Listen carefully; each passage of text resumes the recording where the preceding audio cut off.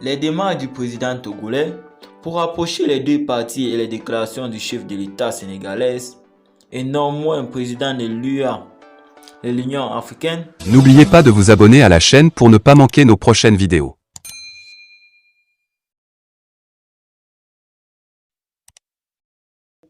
Incite à l'optimisme. Demain à Accra, au Ghana, la situation politique dans notre pays sera encore évoquée par les chefs de l'État, du gouvernement et de la communauté économique de l'Afrique de l'Ouest, CEDEAO. Parvenir à un chronogramme consensuel sur la transition demeure l'enjeu majeur de cet énième rendez-vous. Espérer comme celui qui mettra fin au bras de fer qui oppose l'organisation sous-régionale et les autorités maliennes.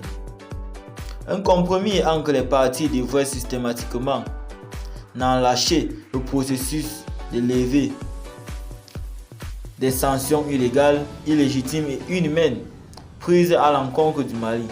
Raison pour laquelle ce sommet est particulièrement attendu par les peuples de l'Afrique de l'Ouest qui souffrent collectivement des conséquences de ces sanctions.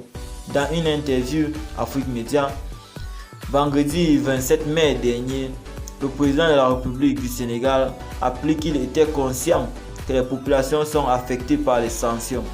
Macky Sall, qui assure actuellement la présidence de l'Union africaine, pense qu'on peut arriver à trouver un accord et éviter. À cet effet, le gouvernement malien a fourni tous les efforts et la CEDEAO a plus de flexibilité pour que finalement le peuple malien puisse sortir de cette situation. Aussi, ce sommet se tient après que le cours de la justice de l'Union économique et monétaire ouest-africaine, UEMOA, a ordonné les suspensions des sanctions prises par cette organisation. L'effet des décisions de ce tribunal sur les sanctions de la CEDEAO reste à déterminer. L'espoir aboutit à une solution consensuelle à l'issue de l'encontre est permis, puisque selon plusieurs sources, les positions des parties ont évolué. Ces dernières semaines, une dynamique que le président de la République du Togo devra appuyer en tant que facilitateur.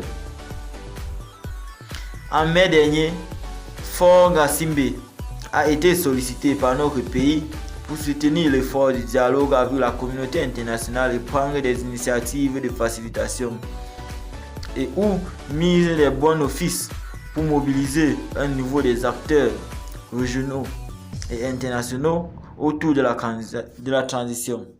Et depuis l'entrée en scène du président togolais, les lignes bougent. Le gouvernement malien a suffisamment fait la preuve de sa bonne foi dans la recherche d'une solution consensuelle à la crise. La CEDEAO de prendre en compte la complicité des enjeux auxquels le Mali est confronté et l'aspiration conforme du peuple malien. D'autant plus que la pertinence des réformes souhaitées par les dirigeants maliens est reconnue même au sein de l'équipe technique qui regroupe les représentations de la CEDEAO, des Nations Unies et de l'Union africaine. Et bien les amis, c'est ici que s'achève cette bloc d'informations. Avant de quitter, n'oubliez pas de vous abonner, activer la cloche de notification pour ne rater aucune de nos prochaines vidéos.